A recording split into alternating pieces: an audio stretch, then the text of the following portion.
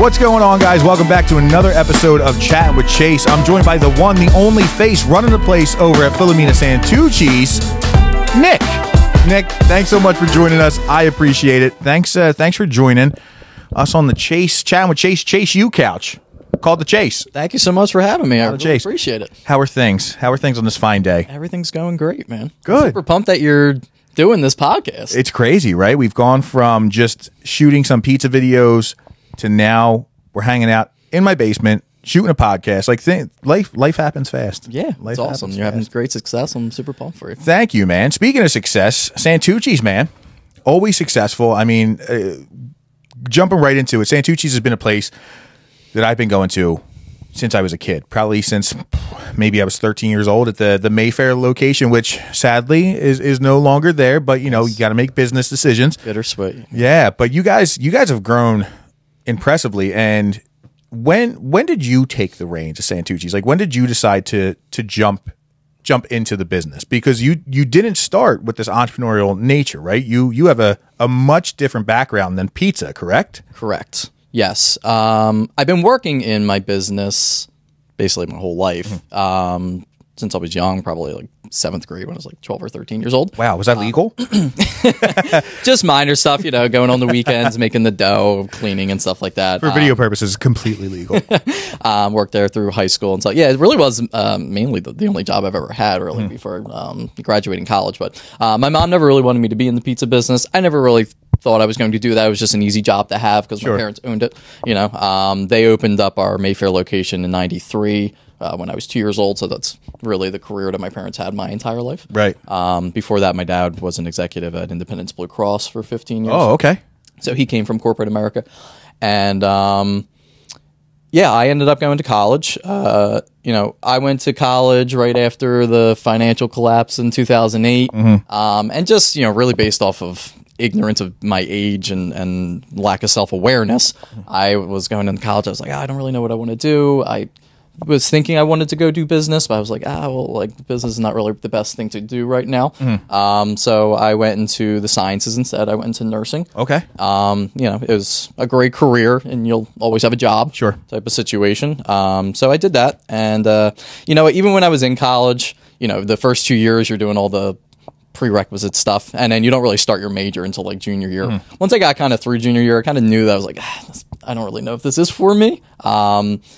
But I was like too far along, and I was like, I'm not going to change my major now. Right. That type of situation. So I was like, I'll just do it. It's a good job. The great thing about a nursing degree is that it is very versatile. You know, like if you are going to go to college and do something, that is a good degree to have, because you can utilize it in a lot of different areas. So I was like, I'll figure it out. It's not a big deal. So I graduated, ended up becoming a nurse. Did it for maybe a year and a half, 2 years. Oh, wow. So that quick, you were like, we're not doing this. This isn't going to be my 40 years. Yeah, and you know, it's nothing again. I mean, obviously, a lot of my friends are nurses. I went to school with a lot of people who do it, and it's a great career for people. And yeah, you can't knock it. I mean, fun fact, I also went to school for nursing. Oh, did you? And then my second stint at junior year is when I stopped, not because I was too far along and I was like, I don't want to do this, because I was so good in the classroom that they were like, oh my God, you can't do this anymore. You're too good. You got to get out. So we decided to get out of there. But yeah, can't knock it at all. But there was definitely a moment, like it takes a special person to be a nurse. That's for sure. Like it's you, and it's not me. No, for sure. No against. Yeah, nothing against it. It's a great career. It's just, but it takes a certain type of individual, and I just not that. I will say, thank goodness for my gift of gab, that my bedside manner was incredible, but it was all the other important stuff that I was not good at. You know, like the important things. But so you're doing it for a year and a half. And then what was it? Was it going back to Santucci's and you're like, you know what? I want to buy into the business. I want to do this more. Like, yeah, I wasn't really liking it. I was at Penn at the time, and then I stopped. I really didn't know what I wanted to do, so I just went back to Santucci's just to kind of have a job, because I actually just like stopped. I didn't even continue doing nursing. I was just like, I'm just kind of done. Yeah, you're just done. I wasn't enjoying like waking up and going to work every day, and I'm very much that type of person. I don't like to do that if I don't. Right, it takes a toll. Call me like a child, but I just I don't like doing that. People call that what, an empath, when you're just like I guess going into the hospital floor is just like, this is taking a toll on me mentally, physically, personally, and I didn't like it. So, I went to just go work at Common Avenue, and I was doing that for the time. And if I can, just hold that mic. Yeah, you're good. You're good. So I went to go work at Common Avenue, and I was doing that for a time. And because I was doing it, I just gradually kind of convinced, really, my mom. My mom really didn't want me to get into the business. Right. She had some rough patches in our family because of it, and she just didn't want me to deal with the drama. Sure. And but yeah, my dad was kind of always on board with it because he came from another job and then he went into Santucci's, right. So he related. Yeah, can we talk about Dad's trajectory from corporate America? And you said IBX, right? Yeah, he was in which is huge in the world, and especially the East Coast. What made him want to open up a pizza shop? Not the easiest transition either. He saw the opportunity. So, obviously, my parents grew up together. My mom in Juniata Park, and my dad was from Frankfurt. Okay. Dad went to North Catholic. Shout out to the Falcons. Yeah. And he, he's known my mom's family his whole life. Sure. He worked at Santucci's when he was young as Gotcha. like a delivery driver and all that stuff. So, he was always very good in school. He went to LaSalle like I did. He got his degree and his master's in finance. Went to go work for Independence Blue Cross. He did that for 15 years. And at the point where he decided to leave, it was because his department, Independence Blue Cross, was closing his department. He saw the writing on the wall. He didn't know. They didn't say they were closing it, but they were starting to lay people off, and he was an upper person, and he didn't know if he was going to get moved somewhere else. And since Santucci's at that time in '93, my grandfather and my uncles already had multiple locations, and my grandfather wanted the franchise at that time, which they ended up doing in '96. So my grandfather kind of collectively asked everyone if they wanted to kind of be involved, because that's always what he wanted. He had 8 kids, and then all the girls married people, and they got involved in the business as well.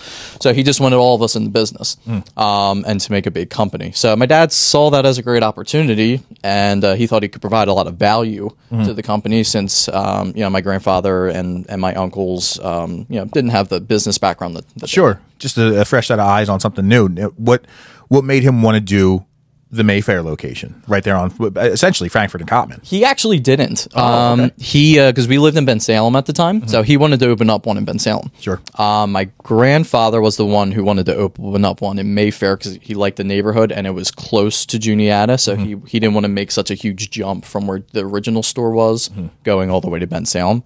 So my grandfather was the one that found that spot and convinced him to go there. It was a bank. It was Mellon Bank, which doesn't even exist anymore.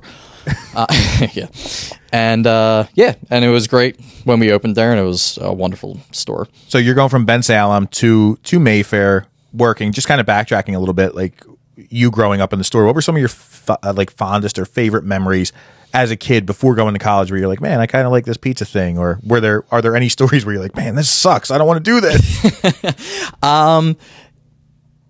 Well, yeah, my dad never paid me. Sure. So that was one. Sweat equity, yeah. Yeah, that was never one. You got a house over, or you got a roof over your head and food in your belly. That's enough. I never even made the pizza.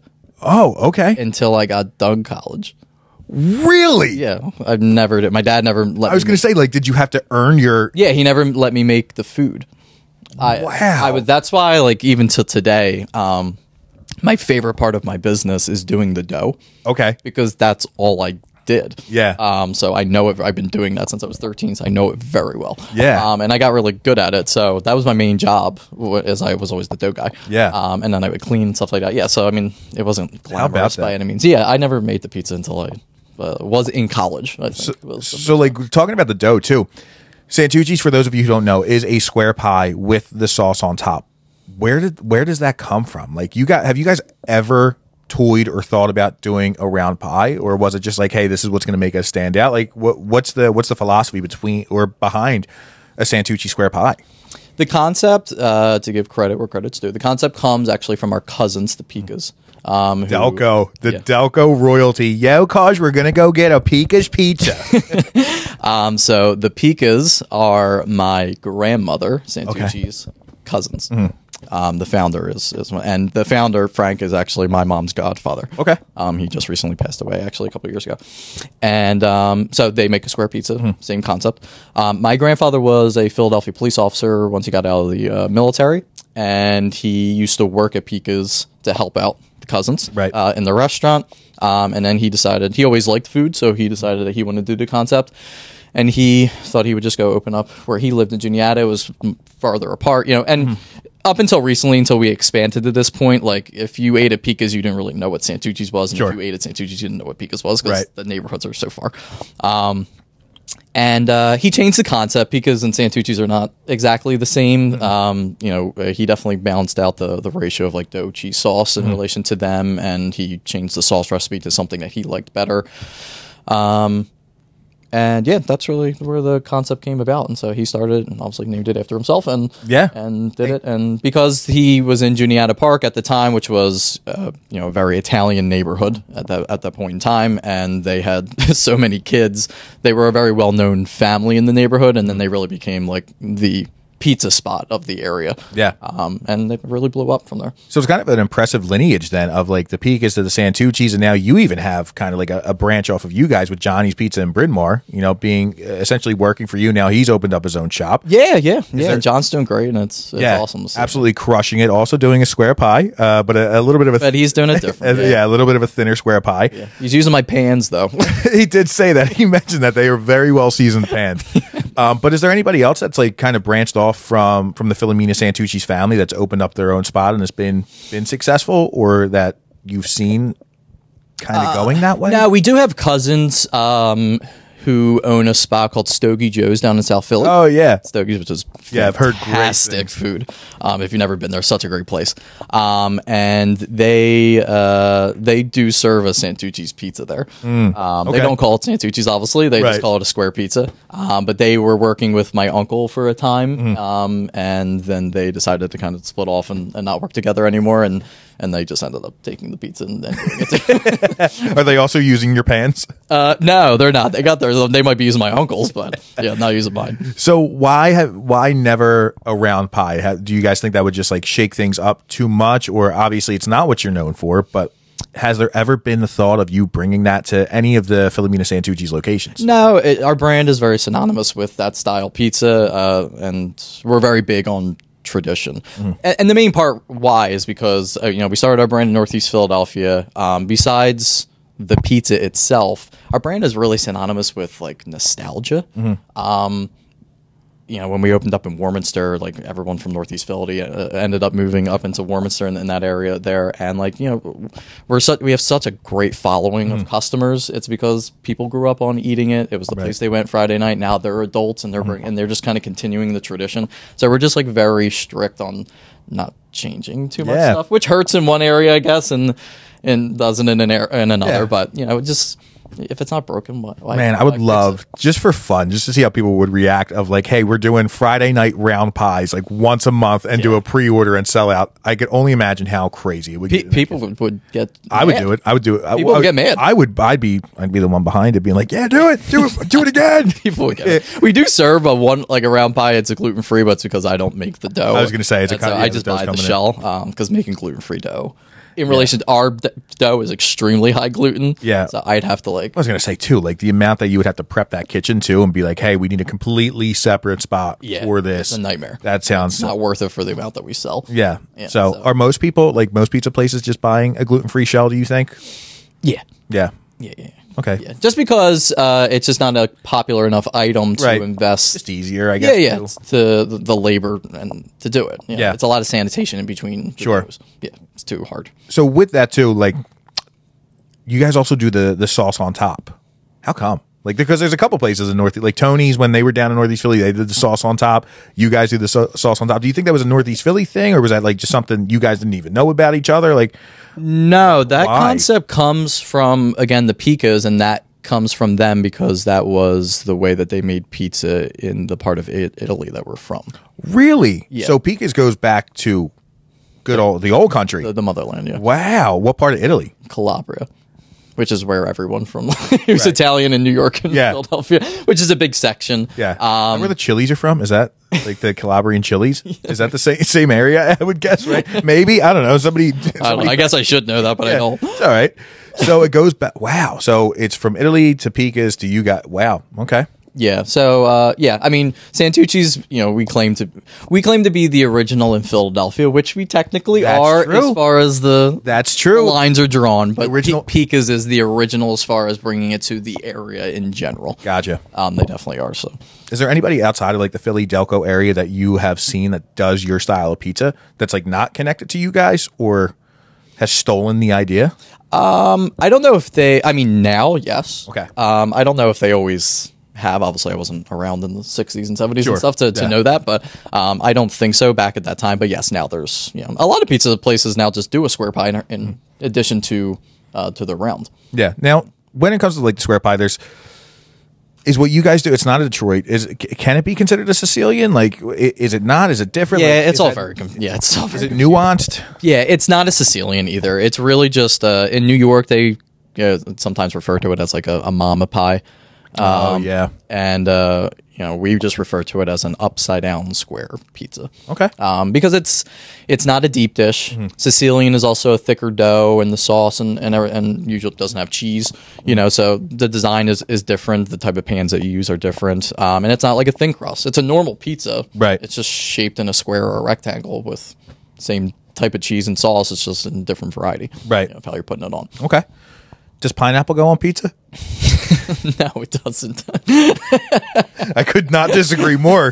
I could not what is your why don't you like it? What's wrong? I did like it. So put it on the pizza. I did like it. Yeah, I'll admit that I did. Yeah, I mean, you were right. Yeah, it was good. It was.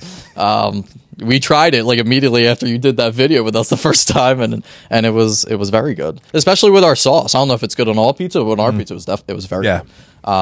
We used to have it. Yeah, you had said that. Yeah. So why? Not just as like maybe we did have it as an individual topping, but we mainly had it because we used to sell a Hawaiian pizza with pineapple and ham and stuff on it. Delicious. And absolutely delicious. No one used to buy it. Because they're wrong. It's. I was going to say it's your job. Now it's my job to inform them that they were wrong. When I got into the business, I've changed a lot of things, but like one of the main things I changed was like removing items that we just like didn't sell very well. Sure, that makes sense. Modernizing the menu, and the only reason we went through pineapple is because I was working there and I was eating it all day, so it didn't go bad. So I just got rid of it. So yeah, that's fair. I mean, but a little.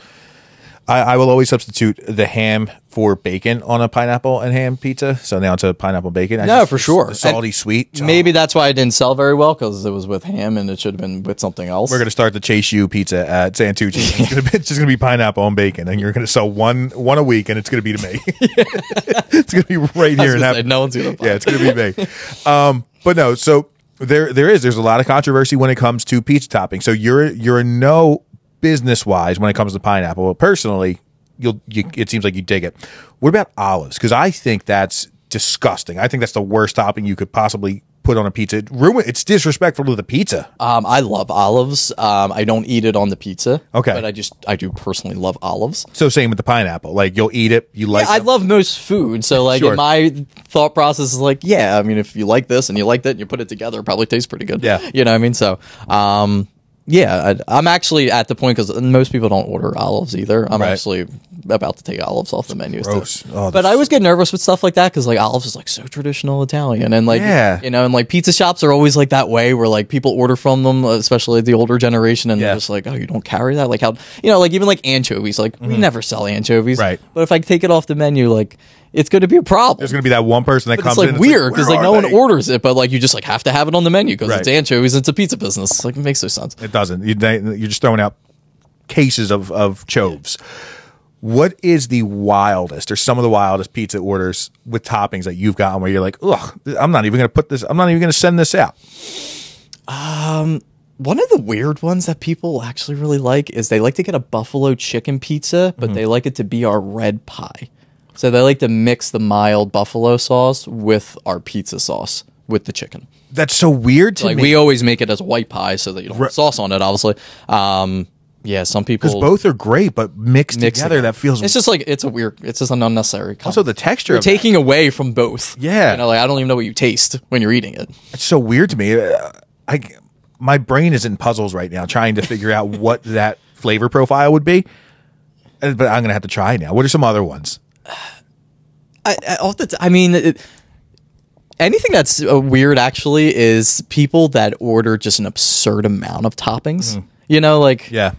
Not one thing can speak for itself at that point. Yeah, it's just like you're just like they order everything that you can offer, and it's just like you're not even tasting anything anymore. Yeah, you know, it's just one big mush in your mouth. Yeah, and that's kind of like what the works pie used to be, and that's why I took that off the menu too. But it's just tons of meat, tons of vegetables, and it's just, I don't know. Yeah, I'm more pretty simplistic when it comes to pizza. What's been one of your go-to orders lately? For when it comes to like if I order out, like I just like a plain pie. Yeah, just simple. I really do. Yeah, you know, like cheese, dough, and sauce. It's all you need. If I get something else, I usually like I'll add some extra garlic, some fresh garlic on it. Can't go wrong. Can't go wrong. Pepperoni or sausage. Yeah, that's really as far as I navigate. With my pizza, I might do something different just because my pizza can taste a little differently and stuff like that. I really like my white pie, and with that, I usually always put like vegetables on or peppers. And, I know we made the video the one time where it was the broccoli, the fried onions, the bacon, and the roasted reds, and that was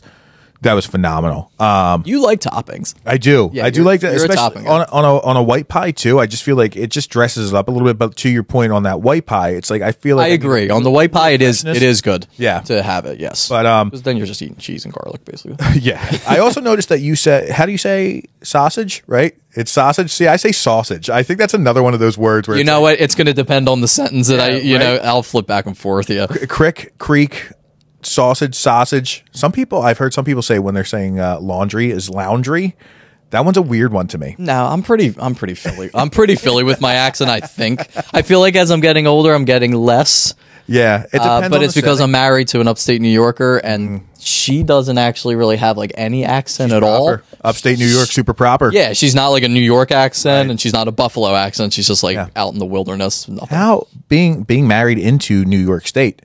What are their thoughts on the real New York versus the other part of New York, which is like I guess the country side is the best way I can call it.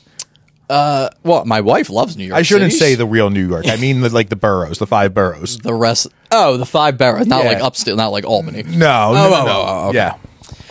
I'm just like it feels like two different worlds. It's like South Jersey and North Jersey, two different worlds, same state. Is it the same in New York where it's like Westchester County, upstate New York, and then the 5 boroughs? No, yeah, I think so. Yeah, I think if you're like from Brooklyn, you're a very different person than from like Manhattan. You would have, right? But like, and what you consider, if you ask them where to go eat in food, especially in the food world, a lot of times, actually, I feel like some of the best food places are actually outside of Manhattan, actually in the boroughs. Yeah, I mean, especially Brooklyn.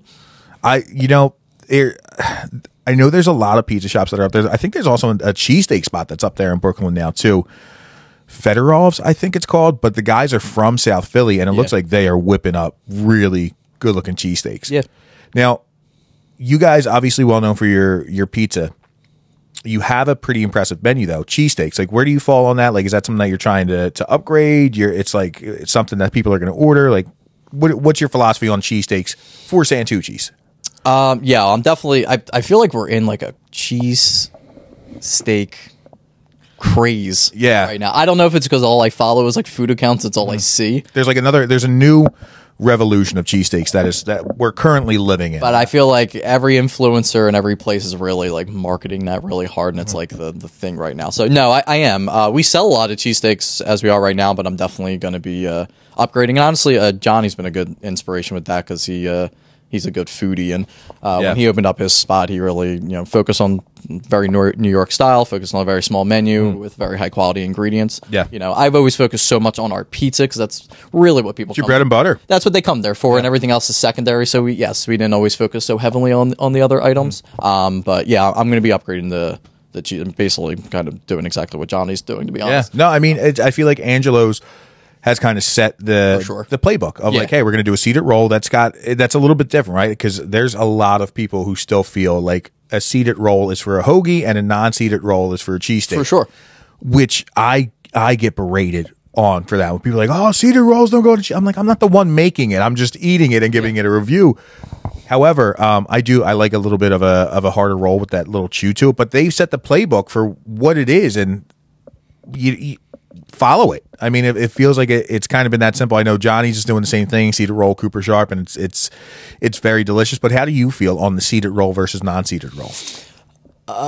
Actually, I was just testing bread the other day, and I had a bunch of bakeries drop It's got to be a fun. We're doing a bread testing day. Yeah, I just had a bunch of bakeries from South Philly bring up stuff, and the one that Johnny uses in Germantown were great. I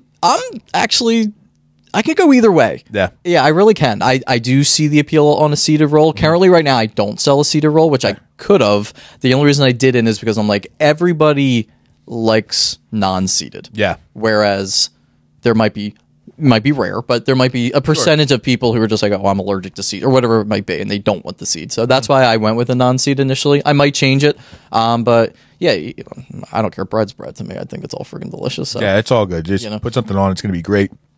To your point of like, you focus so much on pizza, rightly so. I mean, the Philomena Santucci's in Mayfair, not the biggest shop. Come in, grab your pizza. You guys had a couple booths in there, if I recall correctly, right? Yeah, we could fit about like 40 people in that dining room. Yeah, but like the Warminster location, big is very big. So has it given you the opportunity to kind of be a little bit more exploratory or experimental, I should say, on your menu?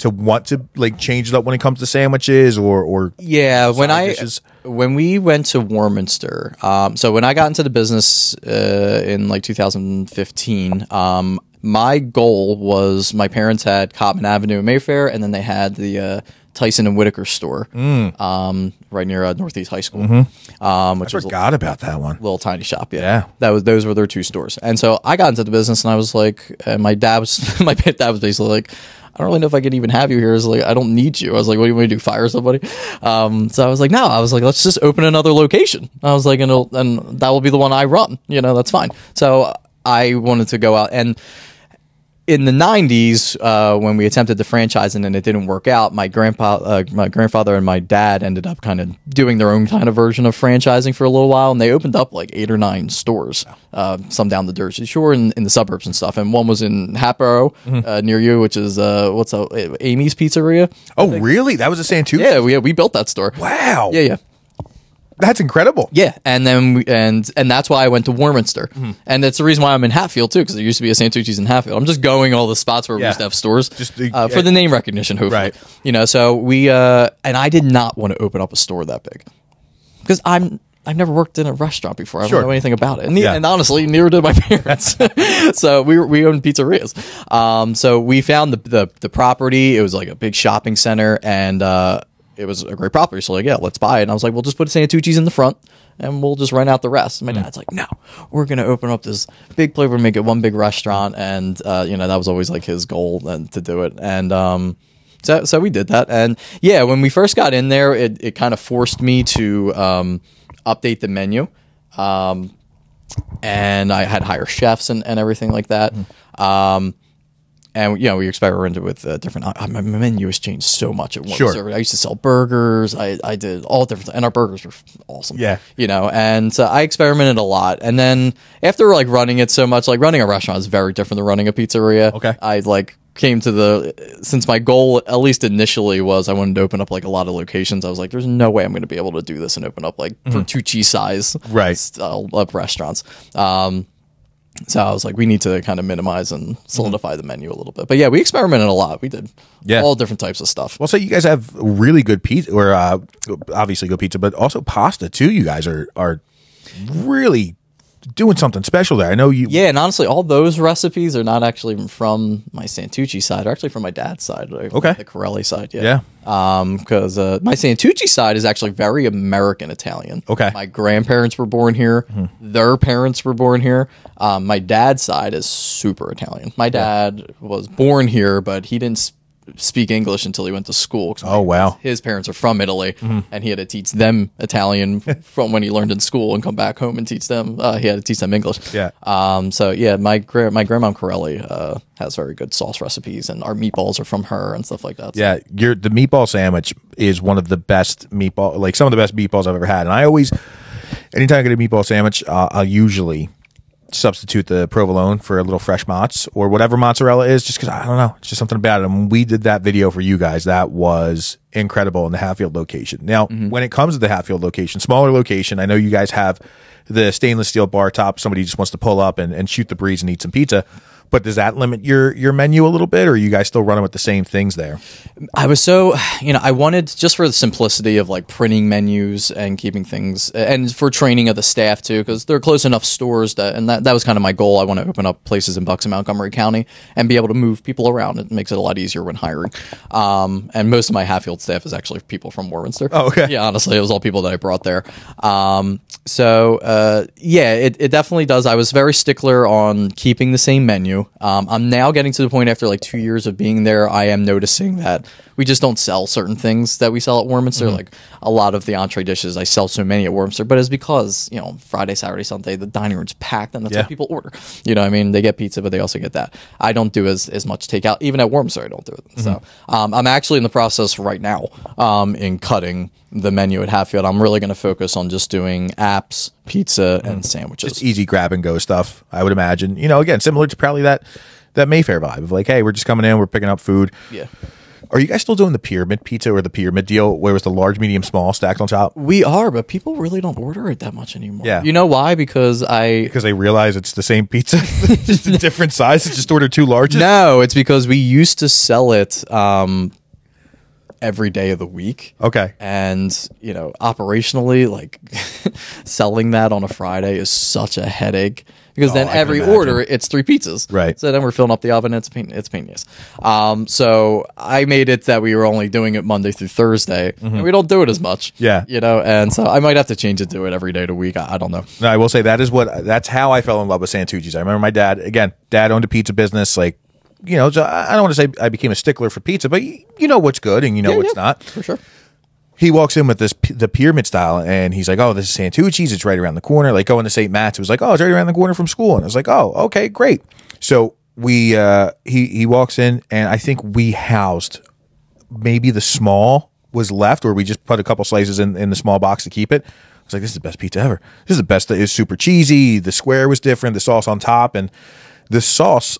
I think is obviously something that's special to you guys, but that's how we fell in love with Santucci's, and obviously, it's surreal to kind of have you on the couch, and now we're talking about the business, but we touched on the sauce. I do want to go back to it because you guys have now jarred that and you're selling it. Yeah. So like people, I'm assuming, have been like, I need the sauce, like I need the secret recipe. You jarred and everything. What makes your sauce different than maybe from some of the other pizza shops or other Santucci's that are out there? Yeah, I mean that the sauce recipe is. I'll give it actually credit to because I sell it under my grandmother's name. Sure. They made it together. Okay. Yeah. And it was honestly just it's a tomato basil sauce that they really actually used on pasta. So it was like their at home sauce that they would make. Right. And it's a combination of the seasonings that my grandfather was very particularly. Sure. Every sauce that my grandpa made was all very similar to the pizza sauce. He had his set of his spices that he liked to use, and that's what they were. And that's actually why I navigated with my pasta sauce to go to my curly grandmother, because to make it different, because all my grandfather's sauces kind of tasted the same, because he was so obsessed with that flavor. But yeah, I mean that is what makes our pizza ours. Anyone can make a square pie, and dough. I mean, yes, we make our dough in a certain way, and we use very high quality cheese. We in Pica actually use the same cheese, and we get it manufactured specifically for our 2 businesses. Okay. And that's what we do through our vendor, Foods Galore, which is nice. Shout out to Foods Galore. Yeah. Foods Galore coming up with their Foods Galore food show, April 9th, down at Live Casino. Be there. You might see some friendly faces like me. But no, that's it's pretty cool. So like you wanted to make that change from the pizza sauce to the pasta sauce. Like, were there any big things when you finally got your hands on Warminster? Now you can do some stuff beyond making the dough. What were some things where you're like, this is something that I've been wanting to change for years, and now I got the chance to do it? I changed the whole menu. Okay. Yeah. Yeah, I did. I changed the whole menu. Our menu at Cotman was my dad, because my dad, again, he came from the healthcare industry. He's not a really a cook either. He's just very good at business. Yeah. And so, our menu kind of always stuck to be the same of what it was from original Santucci's on Juniata. So I got in there and I looked at all the data and saw what was selling was not. Like, we were selling a bunch of stuff. We used to sell breakfast sandwiches and all these. I was like, we don't need to be selling any of this stuff. So I got rid of everything. And then I went and did a lot of research and just, places that I really liked to go to and why I liked their menus and what items they sold. So, like one of the main things I always wanted to add to it was like the cheesesteak egg rolls, which is our, by far, besides French fries, our highest selling appetizer. And I put that on there just because anytime I go out and there's cheesesteak menus on the app, I'm getting it. Yeah, there's something about a cheesesteak egg roll, and I don't know why. Like, maybe it's just because they're phenomenal. They're what so a great good. appetizer. I mean, a deep fried cheesesteak essentially. Yeah. But maybe it's because it's not the commitment of like, oh, now I got to eat an entire cheesesteak. It's like, oh, it's just a little appetizer. It's a little bit healthier, and it's probably not healthier, but it is delicious. And it always comes with like a great like spicy ketchup or something. Say, always got a great dipper with it. Always got a good like something special with a cheesesteak. But you had just mentioned there's two things I want to dive further into.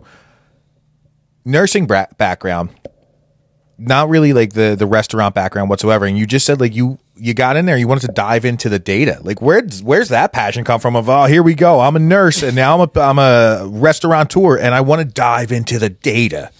And like, what was your process for learning all that? I didn't. It's just I went into nursing.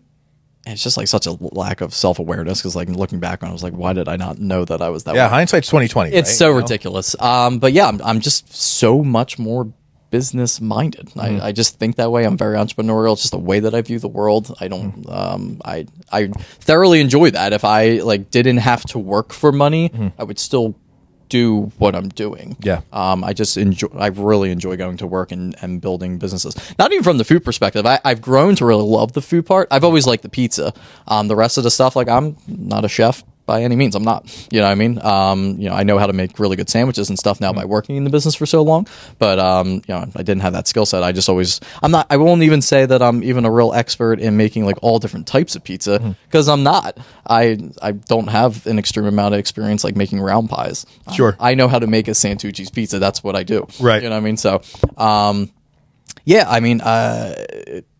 diving into numbers, I read a lot. Okay, yeah, sure. That's really Well, that's what Johnny was saying too. That you've put him onto a couple books, and what's great is about that is being able to say like, hey, put this book on an audiobook, listen to it on the ride in or something like that, and just kind of grasp some of that. So, what have been some of your like go-to business books that have kind of helped you shape Santucci's into what it was to what it is now? So when I first got into the business, I focused a lot on biographies, obviously, of just reading about top people that I admire, whether it's Elon Musk, Jeff Bezos, Warren Buffett, anyone who can provide great insight on running a great company. I read a lot on company culture was really big with me because from the perspective of if I was going to grow and scale the business, that needed to be a really key instrument that we had at our disposal. And we've always had a very good company culture, but it was never like systematically organized. And that's really what I brought to my company. I changed the menu. I organized the business. I came in, I made it simpler. I put systems in place. I focused on company culture. My dad always had an approach towards business that especially in the food industry, you focus on three main things: high quality food, great customer service, store cleanliness. He's like, if you do those three things, he's like, I'm not saying that you'll be rich. He's like, but I'm saying you won't go out of business.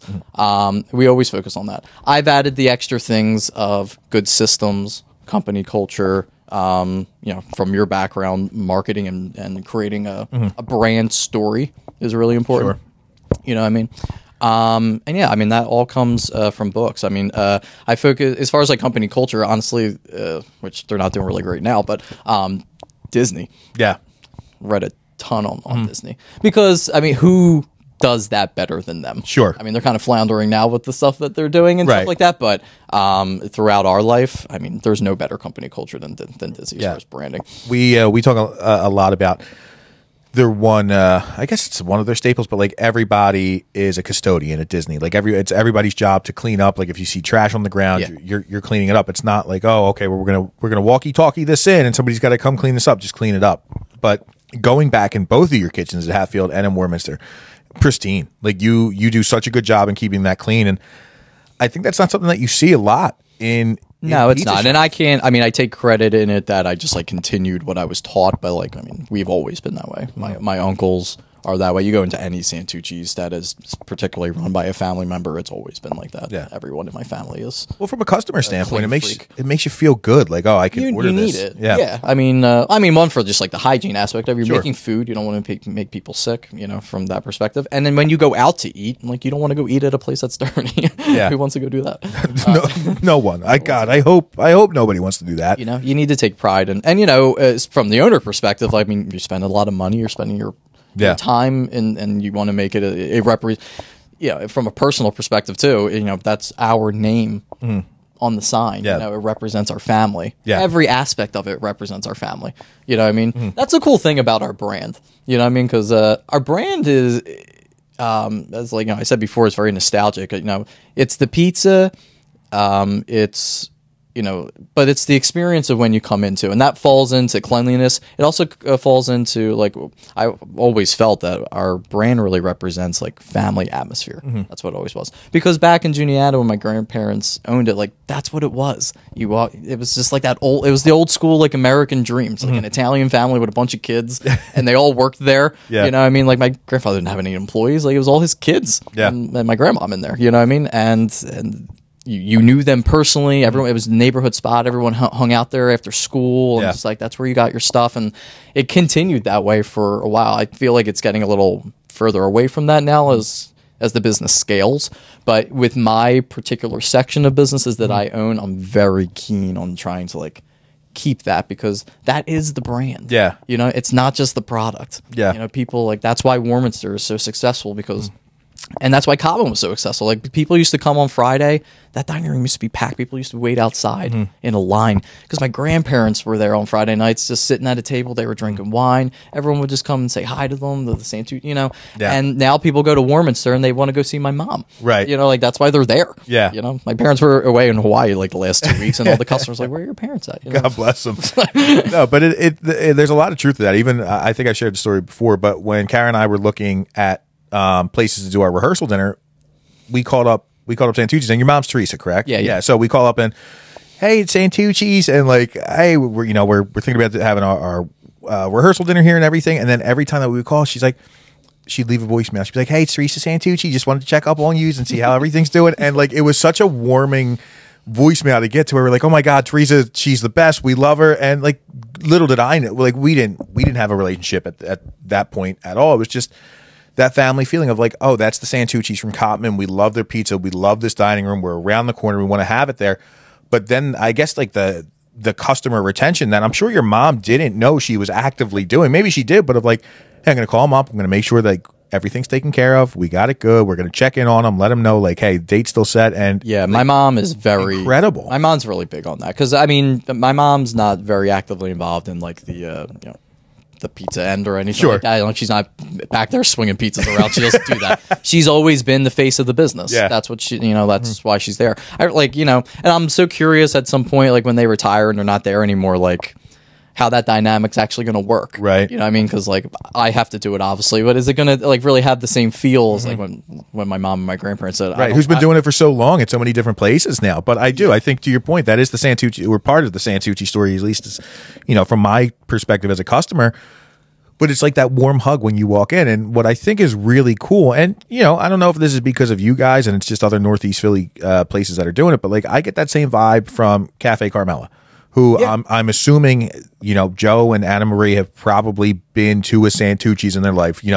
Joe being a Northeast Philly judge guy. Yeah, Joe's really good friends with my cousin. Because he used to be a barber, right? Yes. Yeah, he used to cut my cousin's hair. But like, Joe's a good guy. You walk into that place and it's the same exact feeling of going into Santucci's of, hey, how you doing? Like, we'll get you a spot, blah, blah, blah. And Anna Marie's now she's the face running the place who's like, hey, I'm going to get you guys seated, like wait there. But what you were saying earlier of Cotman Ave, people are out, you're 40 inside, you're 20 deep through the door. That's what they're doing now. And it's like, I will happily make that or wait to get that cheesesteak, to get that pizza, to have that experience of walking in. It matters so much. It really does. Because, in business, like, and we get lost in that in the country now because, like, it's so many, like, corporate companies today. But, small business is the heart of what makes America work. Yeah. And, the reason why is spending money is an emotional decision. People think it's like a logical decision, but that's why people have money problems. It's an emotional decision. You spend money on things, and you spend money with people that you like. Yeah. And that's what it is. You got to make people feel like loved and appreciated. For sure. Make them feel heard and recognized. It's so important. And you should, if you're going to be in business. You're missing the concept of what business is about. Right.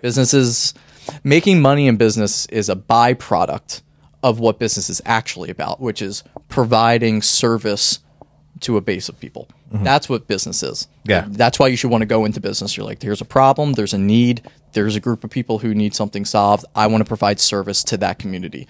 And then a byproduct of that is that you make money doing it. Yeah. But that's not the reason why you should go and do it. Yeah. And if it is, then you end up making bad business decisions, and then you go out of business. You don't make bad business decisions if you're always thinking about your customers. Yeah. You don't do that. Well, I think that's cool to hear too, especially of how you said, oh, we're going to go to Warminster and we're going to change the entire menu to give the people what they want and not just serve breakfast sandwiches, because everybody serves breakfast sandwiches and we're going to do that. But like, let's take a look at the data and hear anecdotally what people are saying and provide them with the solution of what their problem. Yeah, it was really cool to be able to experiment. I haven't really I've had the menu kind of set for a while now. But for those we've been at Warminster since 2015. For those first 3 years, for sure, I was changing the menu all the time. Yeah. I was adding specials. I was just always testing things out. And it was fun because we had chefs, and it was fun for them too because they wanted the autonomy to kind of show their skills and do things and under the Santucci's umbrella too, to be like, hey, we have this. Absolutely. Support. I do what you had mentioned too. Of like, that's what makes America is these small mom and pop businesses to where you walk in and you see a Teresa Santucci, right? You see Anna Marie and Joe from Cafe Carmela. This is just my perspective, but it feels like ever since the pandemic has hit and we've kind of come out on the other side of this, there has been such a desire to support these small businesses and want to go back and get away from this corporate America, which a lot of people are like, especially when it comes to these food industries, is bullshit. Like they're not putting out the same quality. Like I'd rather, especially I think with this new generation now, we have money to spend a little bit and we'd rather spend them with our friends or with people who we know who are providing us a service. Like, have you guys seen like an uptick? Obviously, I think naturally post COVID, there's going to be an uptick in business, but has that been something that you guys have said like, oh, people really want to support small a lot? COVID was such an interesting time because I know like restaurant industry in general, it was terrible. Sure. We, being in the takeout business primarily, our dining room was terrible during COVID, but we did well during COVID. We did. We held it together, and thank God for our staff. They were fantastic, and everyone stayed, and it was nice. After COVID, we're like just now at Warminster, like getting our dining crowd back. Okay. It really took that long. Yeah. I don't think it took that long for everybody. I think if you were like sold alcohol and you were a bar, it happened a lot faster. But because we're BYOB, we're just seeing it now. Like our dining room, because our dining room used to be, Friday and Saturday nights just used to be packed for the entire dinner rush. Sure. And we're just getting that back now. Which is, I do feel like culturally, you are seeing that major support with small businesses, and I feel like that's really happening.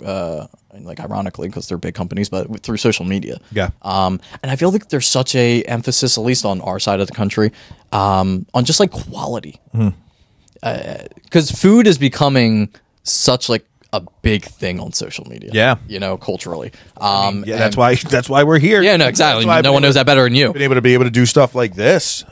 And people they want quality, and the quality is the mom and pop places that care about their stuff. Yeah. That's where it's always been. Well, you said it earlier, like it's the nostalgia. And you can taste and sense the nostalgia when you walk into places like this, when these are homegrown recipes and it's not just like, oh yeah, well, we take the sauce as is and then we just put it on the dough and we do that. No, it's like we're going to doctor it up. We're going to put a little bit of love into it. Yeah. And I do think that social media has been able to give a beautiful platform to showcase these places. And I with some of the businesses that I worked with, been lucky enough to work with, like this is a lot of the conversation that we've had is big corporate America, for what it's worth, has always been able to kind of monopolize the advertising space through TV, commercials, magazines, and all that stuff. And it's like, oh, this is all I see. This is what I'm going to get. The two for 10 pizza deal. I mean, you name whatever pizza shop. Yeah. It's like, oh, I guess I'll just order that.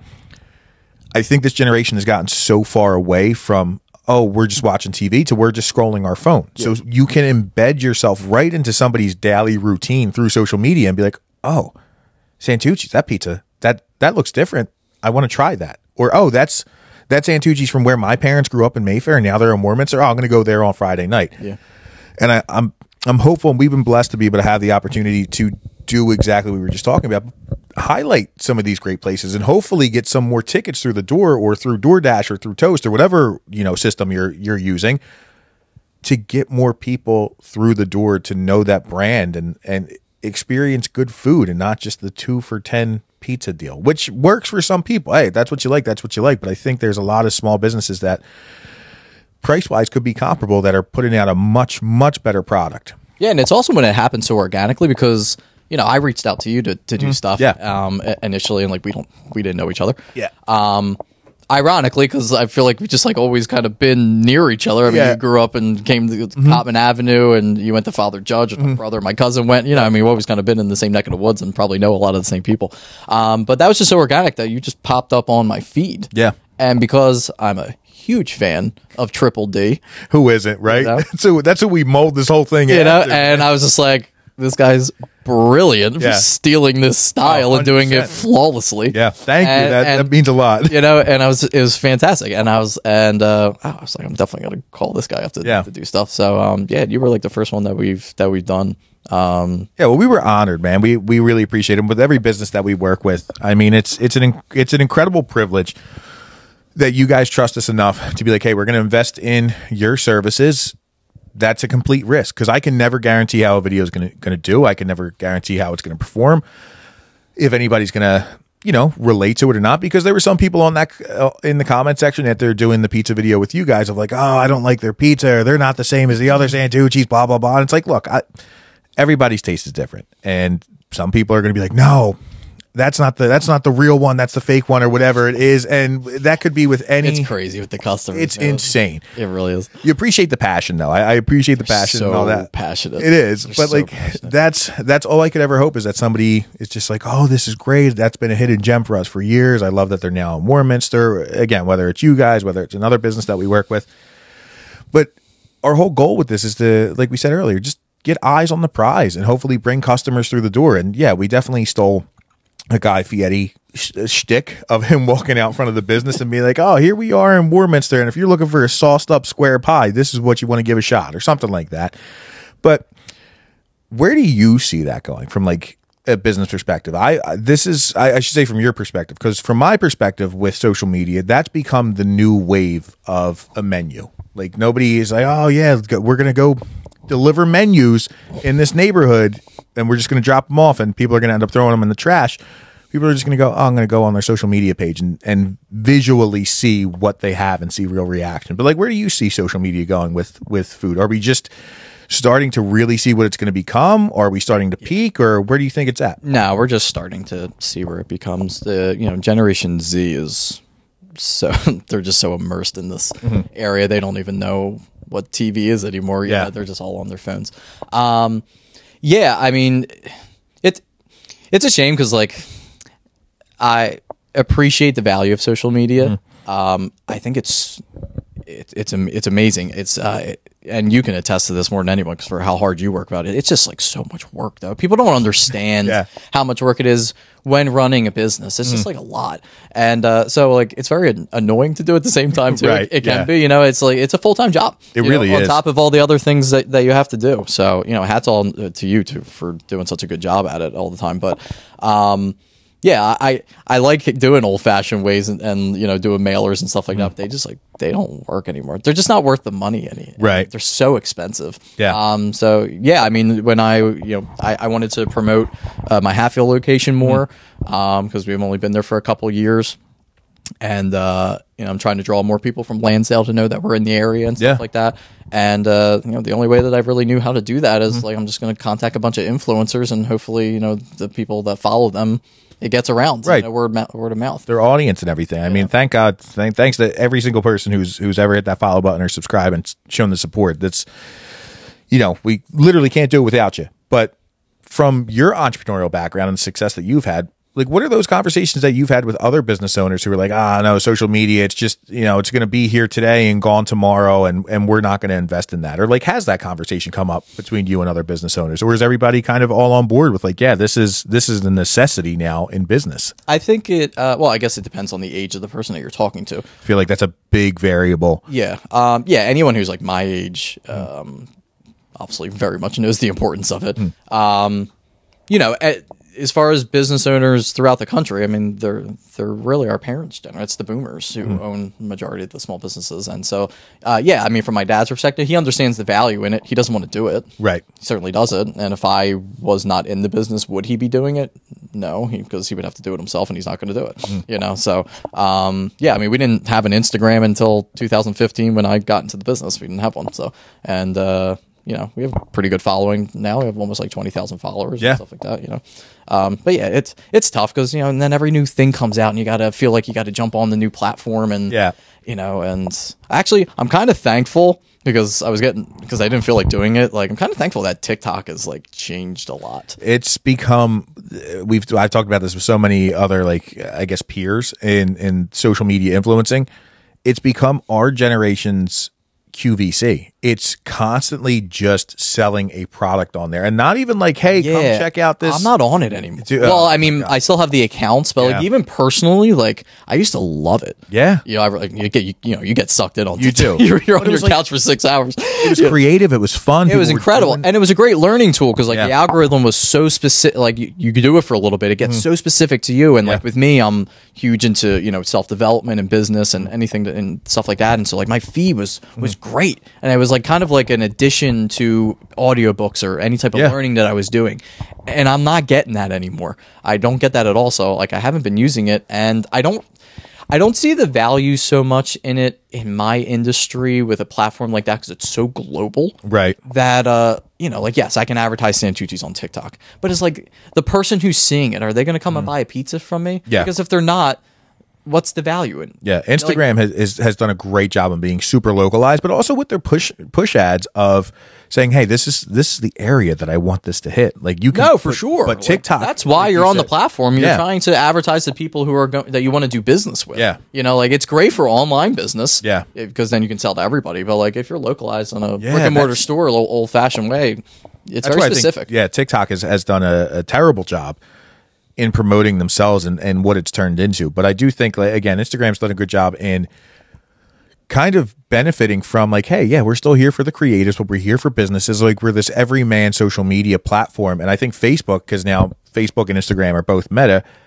have been able to combine forces for the Facebook audience that is maybe a little bit older than our generation, who are like, oh, we still use Facebook. We don't like Instagram, even though it's the same. My engagement on Facebook is better than it's crazy. It's so crazy. Well, that and makes I have sense because so many less. Like I think we have like 4,000 followers on Facebook, and I have like almost 20 on Instagram. But because of who they are, they're prime on engagement. The older I've been going to Santucci's for 20 they love years, and they got to jump in the comments. God forbid they pass a photo where they don't jump in the comments about something. It's like they can't. That generation, is that the boomer generation that is often made fun of, I guess. But like they just can't. Because they like having conversations. They like just having a discussion or an argument. They just can't scroll past somebody and not offer their opinion. I think if my dad's listening, he's chuckling at this because that's him. But like you just can't scroll past something to be like, oh no, they need to hear my opinion. It's like nobody cares. Oh no, it's so funny in ours with our customer base because like they end up just going on a tangent. It's beautiful about stuff from like, oh, you used to live, and they're just like having a private conversation in the comments. From the business standpoint, like we did the thing with Wawa. We did a video for Wawa. Congrats on that. Man. Yeah, dude, that was huge. It's kind of like, you're that kid from Northeast Philly where you're like, holy shit, I'm working with Wawa. And of course, the first comment that comes in, somebody's like, sell out. And I'm like, come on, man. And like, I understood it to an extent of like, why he was saying it, but somebody had bounced in, and because I can only rebuttal so aggressively, and I also really don't care about people's opinions who aren't in like my support team. I don't care. It means nothing to me. You can't be in your space and like worry about that. Yeah, I don't care if you're not here to support. Kick rocks. The internet is a You want me to listen to you? Nasty place. No, I don't focus on that negative stuff. But somebody commented and was like, "Oh yeah, the dude's a sellout. He holds a Wawa coffee cup in his hand in almost every single video." And I commented to somebody else saying like, "Yeah, I just been a customer of Wawa for like 25 years growing up." Maybe you get your coffee there, like the billion other people who get their coffee there. That's another person that commented and said, you know that people are leaving some of these like hate comments while holding a Wawa coffee cup in their hand. And I was like, yeah, of course they are. And I understood the point, but like when people started arguing in defense of me to the people who were showing me hate comments, I was like, this is beautiful. I said, this is the best thing that could ever happen. I said, this is the engagement that that I'm loving. But Wawa had pushed it on their Facebook as like a paid promotion for what it was. And that's where like engagement really started going off. Because again, you got the boomers who just can't keep their mouth shut. It's like, oh, Wawa food is trash. And I'm like, this is wild. Like as the dude's got eating a Wawa hoagie in his profile picture. But they're relentless. And to our point earlier, it's like, I don't care about what your opinion is on this. If it's negative, it's not going to make me go, oh my God, I guess I don't like Wawa. Like, I guess you're right. But again, the engagement aspect of that is beautiful. But I like what you had said. It seems to be a little bit more positive. It's like, oh, you know the Santucci's? I grew up a block away from them on Wellington Street or something like that. So are there any comments that you've seen that have stuck out where you're like, oh man, that's a beautiful thing? Or people who were like, there's like a constant commenter who's like, their sauce sucks. Don't shop there. Their sauce is trash. Honestly, I don't have a lot of negatives. Thank God. I really don't. Unless it's like somebody who like eats at like another Santucci's and another family member, and like it might taste a little bit That's different. what I see when I did the video for you. Because everyone always thinks like their Santucci is like the best one. Yeah. You know what I mean? Yeah. Which I get. You eat there all the time. It's what you're used to. Yeah. There was only like one time on Instagram that we had like a situation in the comment section. Really? I don't even remember what caused it, but this one guy like jumped in and he was just like, what did he call us? He was just like telling someone, he's like, you guys suck, you soupy sauce bastards or something. It was so ridiculous. I was like, why are you so upset? Yeah. Like why? Like you're in the comment section of a pizza business. Dude, right? Like why are you so upset? That's like I said. That's what I don't understand. And again, for people who comment the hate, it doesn't really bother me all that much, but it makes me question. It's like this is how you're spending your time right now. And all these people were arguing with this one really nice person who was in the comments, like defending our business. Really? And so I reached out to her and I gave her like a gift card for food. Just like me and my wife make fun of that all the time. She always says that. Like we do the same thing. Like we'll read through the comments and like again, I think it's delicious because people start just taking off on it. And I'm in the world of wrestling, like there's no such thing as bad press. Like give me a pop, give me that. But once the people again start defending me to some of the people who were leaving nasty comments, it's great. And I should say, like when you had said like, oh, most of our comments are positive, I went, oh well, thank God. Most of like 97% of my comments are very, very positive. Yeah. You have a great following. It's an incredible support. I'm so blessed. I say it all the time. I'm blessed by the best that we have this following, that we have these opportunities, and I would like to think, much how you guys said, like, we want the store to be family, community relations. Like, that's what we're trying to do. We're trying to go to these businesses that we've supported even before this whole thing started. Yeah. And just showcase them. But this is also why, like, we started this podcast. I want to get to know more of the Santucci story. I want to get to know more of, like, when Buster was here, Buster's story, some of the other influencers. Like, tell me your story. I genuinely want to know it, and I want to share it with other people because I think a lot of other people want to know it too. And to our point of people wanting to support small businesses, I think that kind of goes hand in hand. But I don't know, man. We just try to be good people, go out there. We don't go out and be like, okay, well, we're here to film and cut us a check and we're gone in 30 minutes. We got it down to a science where we could be that efficient, but I want to know stories. I want to get to know you. It helps me be able to tell a better story, but that's the whole point of it. And you said it perfectly earlier. If you're in business just to make money and not for like, hey, what does the customer want and what does the audience want? you're gonna, man, you're gonna burn out very quickly. And this is my favorite thing to do, is just to chill down here, talk with you guys, go out to a restaurant, talk with you guys, and just get to know the story and be able to tell it and hopefully get some more customers. And it goes back to the other point of like talking about like people are so thirsty for like quality and authenticity in the marketplace today. And like that's, you know, and on, you know, obviously in social media you get a mix of all of that because it's a lot of fake stuff and but I think that's why people called me a sellout with Wawa. I was like, I genuinely like Wawa. Yeah, for sure. You know, but that's why, you know, and it's awesome that you're doing so successful with it because you can tell through the content that it is authentic. You know what I mean? And I hope, and thank you for saying that. Yeah, you can tell through the content. And then your, you know, base of followers is really genuine. Yeah. You know what I mean?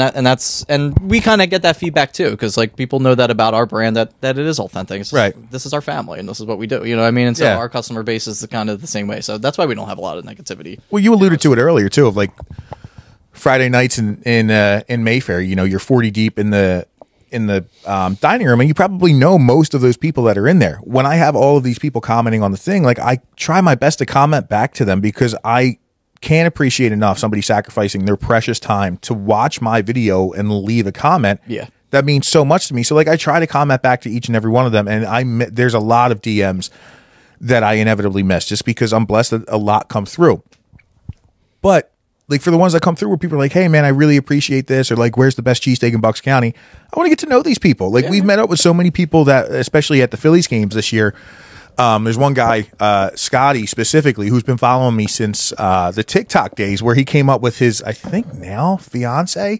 Scotty, that's not right. I'm sorry I put the pressure on you. But like, he came up, and I never met him until 3 months ago. But I was like, man, I feel like I've known you for years at this point. But getting to know those people who've been constant supporters, always following, always commenting, always liking, and all that stuff, like that means the world to me, as I'm sure it does you when you see repeat customers at the door and you're like, oh, hey Doug, hey Joe, hey whoever is coming in, and being like, oh, we already got your order ready, we knew you were coming in. Yeah, that's what Friday is in our business, you know, which is just it's so wild, man. You know, I'm just so I say it to my parents all the time, especially now that the dining room has like gotten back to normal. It's just like we're just so blessed. Yeah. That like we're just like this family business, and like this is where people want to come to on this night of the week, and it's just awesome. It really is. It's incredible, you know. And I take no credit in that because I mean, like I didn't do that. It's like my family over a long. period You had of time to make somebody had to make the dough, man. No, for sure. But it's just like it's so crazy, and that because you know, like speaking personally, like me and my wife, like we don't go to any place like that like every single week. You know what I mean? Like it's crazy that people are that supportive. I'm like so thankful for that. Spending their money, spending their time, like like you had said, it's that emotional decision, and you make them feel good. Like when we go out to you guys, or we go out to Cafe Carmela, or even a couple other local places, like I want to go out because I'm like, oh, I want to see Joe, I want to see Anna Marie, I want to see Nick, like I want to sit down, I want to have a Santucci's pizza, I want to be in that environment. Because it feels good, and it feels good to be able to support that community. It feels good to have that community support you back. But also like business to business. We talked about this before. Hank Soda has like a standing reservation with you guys, right? I love them, man. They're the best. They're just such What's your favorite one? What's your favorite Hank Soda? No, I just like the regular root beer. Really? Yeah. Black cherry is my go-to. But I mean, black cherry is very good, but no, I like the regular one. Yeah. You know, and actually, like as far as going back to your question before, it's like, oh, what's something you want to add to the menu as soon as you got into Hank's was definitely one. And that was like a nostalgia thing for me because it was I guess they weren't as spread out at that time when we were like in high school during that time. So but I grew up in Ben Salem, and there was a beer distributor there on Humeville Road that we always used to go there. And like anytime we would go down the shore, you know, down Wildwood, we would stop there. We go get like a hoagie, and then we would stop there to go get Hank's. It would be like a road soda going down to the shore. And I was like, man, if we should sell this in freaking Santucci. So that was the first thing. They have their own refrigerator in my thing that's designated for them. I love that. But like, they're there. What, every Wednesday they do lunch? Yeah, they come in almost every Wednesday. Yeah. to eat, which is so nice of them to do. Yeah. Yeah. No, it's cool to see that small business support and everything. But like, aside from Hank's, I shouldn't say aside, but like you had mentioned earlier of the different businesses that you went into to kind of see like what they were doing outside of like when you're just eating Santucci's pizza. What are some of your favorite places that you like to go? I'm assuming Stogie Joe's is also one of them, but like what are some of your favorite restaurants? If you've never been to Stogie Joe's, go to. I gotta go. We gotta go. Well, their food is phenomenal. Yeah. It's just it's such like a South Philly, just awesome atmosphere spot. It's a bar. It's really tiny, but they have like garage doors. So like during the summertime, it's great to go there. Where's it at? It's right on Passyunk. Passyunk. Good old Passyunk Ave. It's great. So everyone's drinking outside and stuff. It's just an awesome vibe. And my cousins are always there, and they're hilarious. Yeah. They're three Italian brothers. They're so funny. I love that. I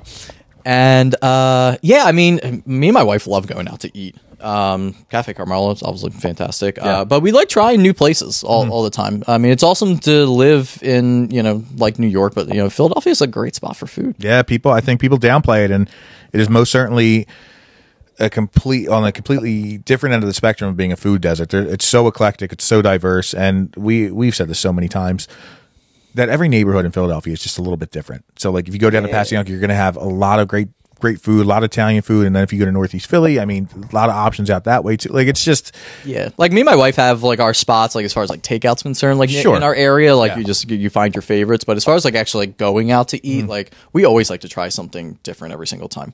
And if we do find something that we really like, we'll go back there on a special occasion, stuff like that.